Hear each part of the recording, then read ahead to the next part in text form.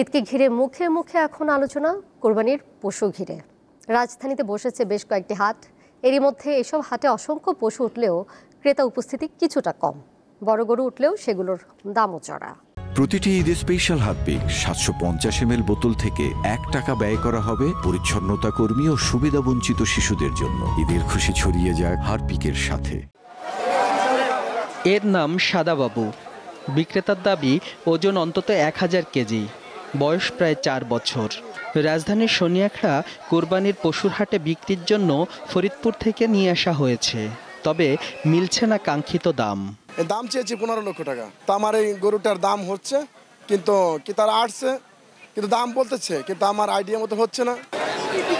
একই হাটে উঠেছে লাল বাহাদুর। বিক্রেতা এর দাম চাইছেন 10 লাখ টাকা।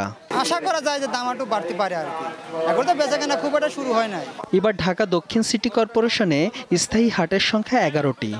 এর মধ্যে শনিয়াখড়ার ধনিয়া কলেজ মাঠের হাটটি শুরু থেকেই বেশ জমজমাট। অনেকেই পশু দেখছেন, কেউ বা কিনছেন। ক্রেতার যেই চাহিদাটা আছে, দামটা যে একটা সবার গরুর দাম হবে, ওই দামটা বলার পরও হেরা আসলে ওই নামতেছে না। এবার দাম মোটামুটি আছে, ভালোই আছে। এখন তো ওনারাও ঘুরতেছে, আমরাও ঘুরতেছি। যে গরুর দাম আছে আপনার 2,20,000 টাকা করে, 3 লাখ টাকা। না, এখনো কিনি নাই। আব্বুর সাথে রাত্রে বার হবো। সরকারের কঠোর নির্দেশনা থাকলেও দেখা যায় হাটের সীমানা ছাড়িয়ে গিয়েছে কোরবানির পশুতে। এতে কিছুটা ভোগান্তি হওয়ায় দুঃখ প্রকাশ করেন ইজারাদার। সোহাগ আহমেদ, দীপ্ত সংবাদ, ঢাকা।